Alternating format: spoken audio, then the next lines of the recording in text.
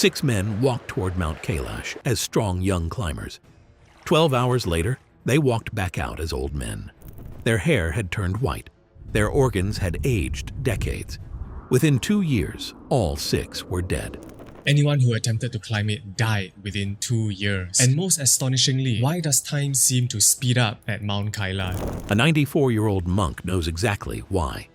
For 60 years, he guarded forbidden texts hidden beneath his monastery, texts that call this mountain an anchor point, a place where time does not move normally. Near it, time bends, bodies break, machines fail. In 21 days, I was in Kailash.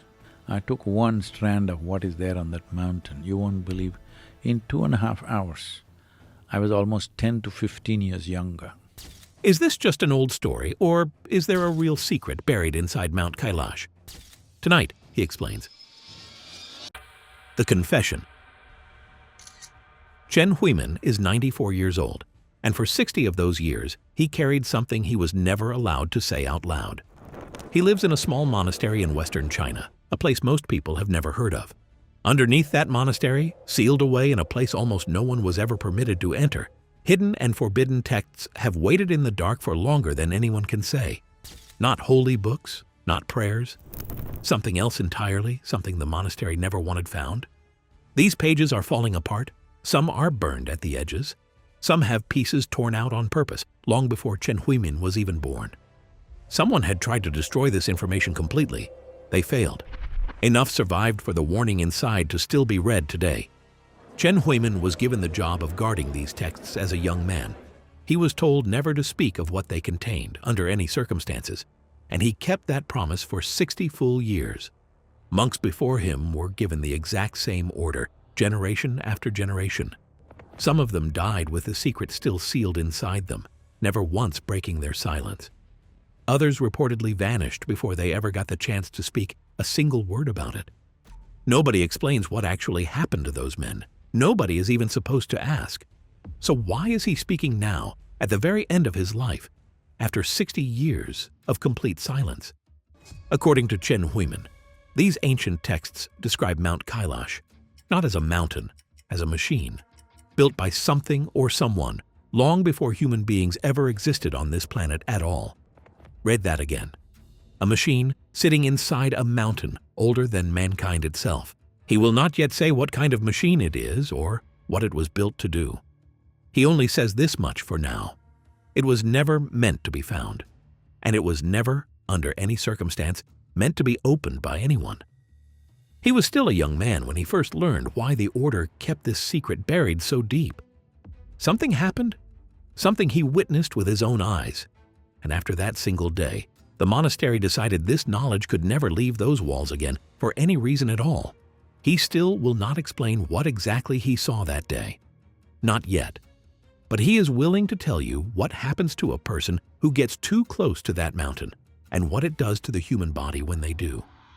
Once you hear this part, you will understand exactly why 60 years of silence felt necessary to a man who had every reason to be afraid. Because what happened to the people who got close to Kailash did not just frighten them. It changed them, physically, in ways that should not be medically possible at all. What the mountain takes.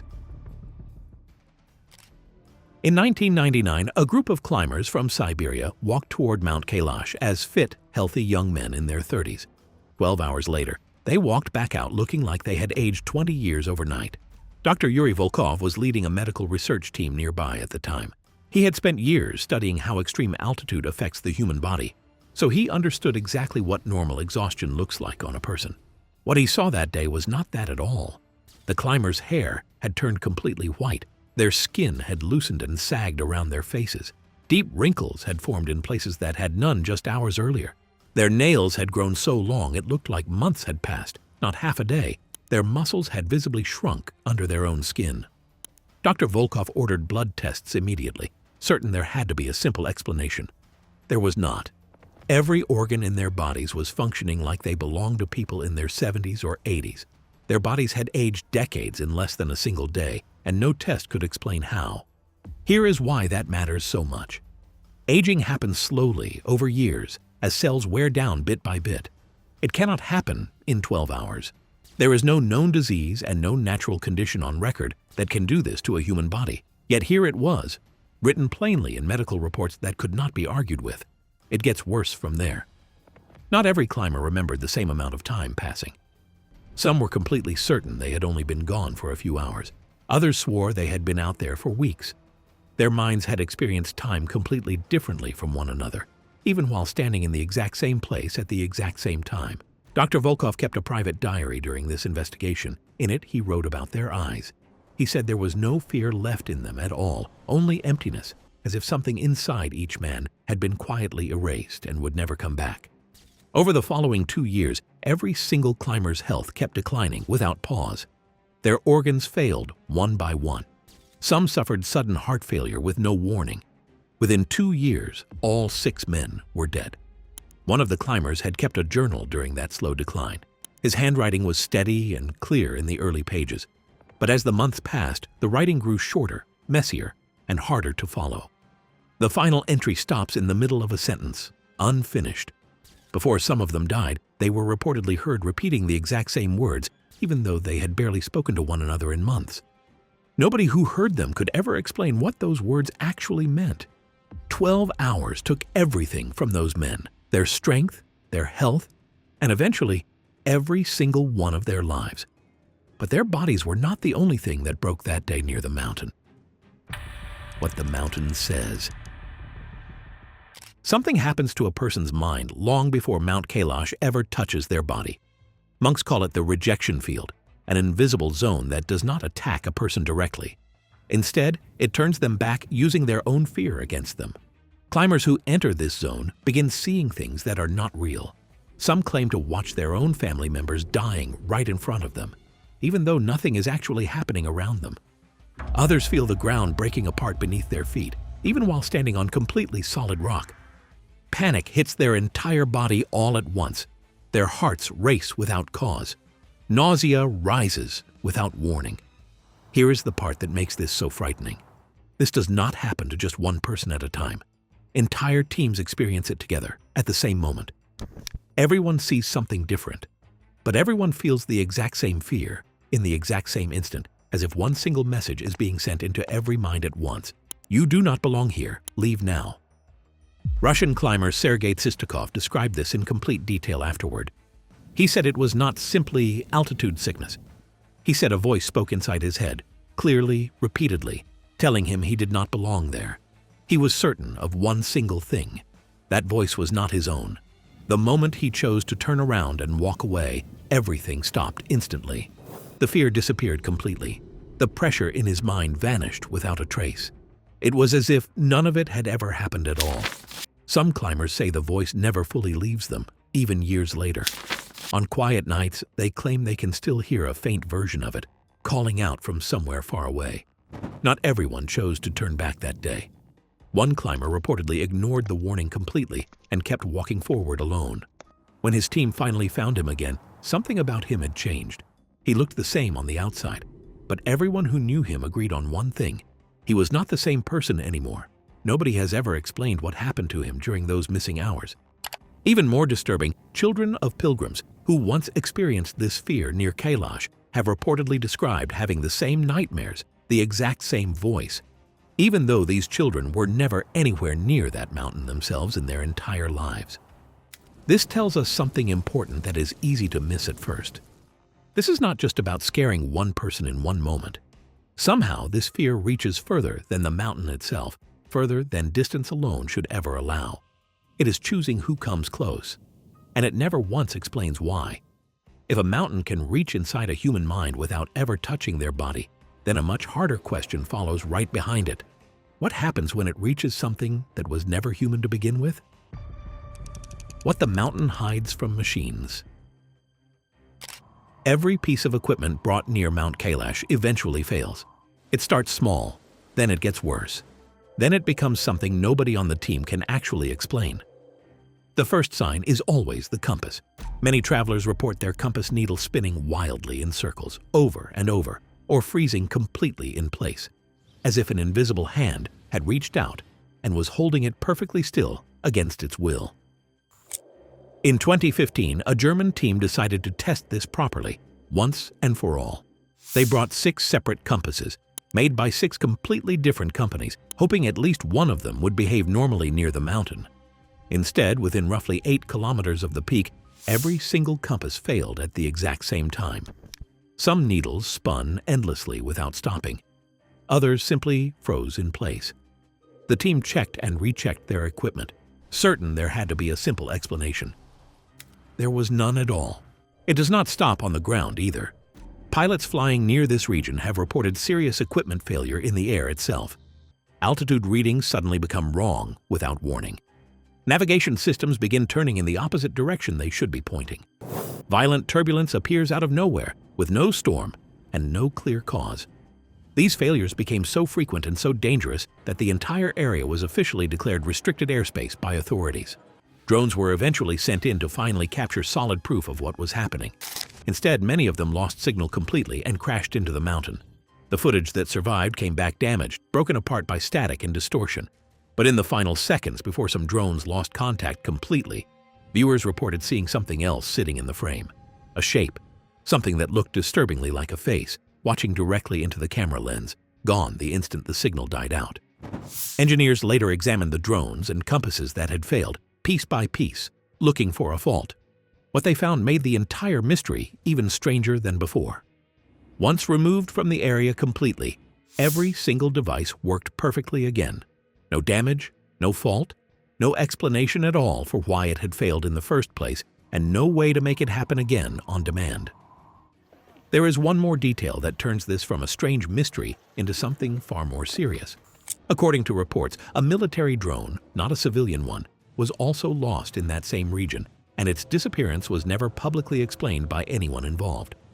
If ordinary compasses and cameras can be silenced this easily, then something inside that mountain does not simply cause technology to malfunction. It rejects it entirely, the exact same way it seems to reject people who come too close. And there is one place near Kailash where this feeling of being watched becomes completely impossible to ignore. The Watchers.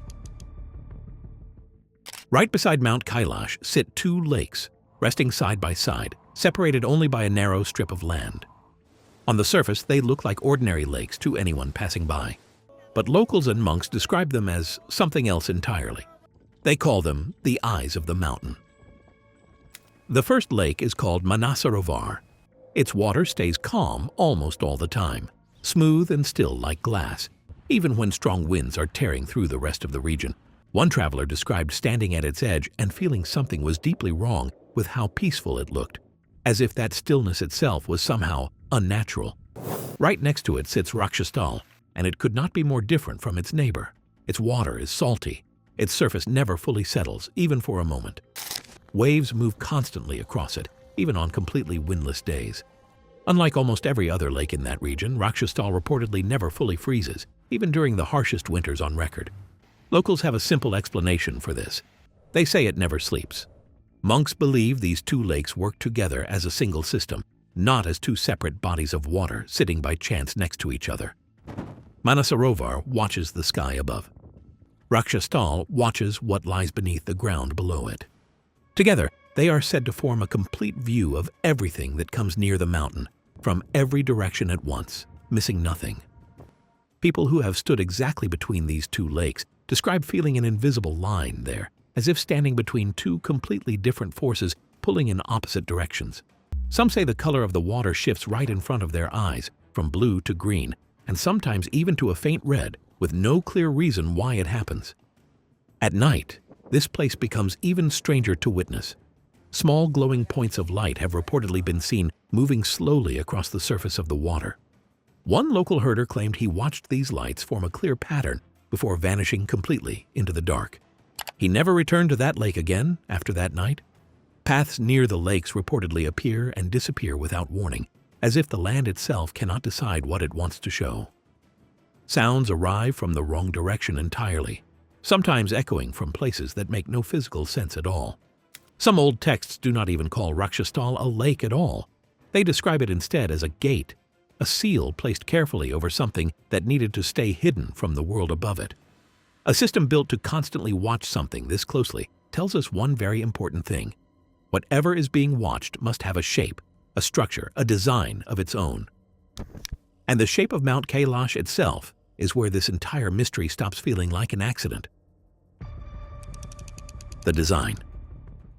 From a distance, Mount Kailash does not look like the mountains around it, and that difference becomes impossible to ignore once you actually look closely at it. Most Himalayan peaks are rough and uneven, shaped over millions of years by snow, wind, and constant erosion. Kailash is different from all of them. All four of its sides are almost perfectly even, facing north, south, east, and west with a level of precision that feels intentional rather than natural. One researcher studying satellite maps of the region noticed something strange almost by accident one evening, long after everyone else had stopped looking. When he drew straight lines from Kailash outward across the map, those lines connected directly to some of the most mysterious ancient sites on Earth. The Great Pyramid of Giza, Stonehenge, Easter Island, Angkor Wat, Petra. At first, he assumed it had to be nothing more than coincidence. But the more he checked and rechecked the numbers, the less that explanation made any sense to him at all. Some researchers who study this pattern describe it as part of something much larger, an energy grid stretched across the entire planet, with specific points placed on it deliberately. In this theory, Kailash is not just one point among many others. It is treated as the control center, the one place everything else connects back to.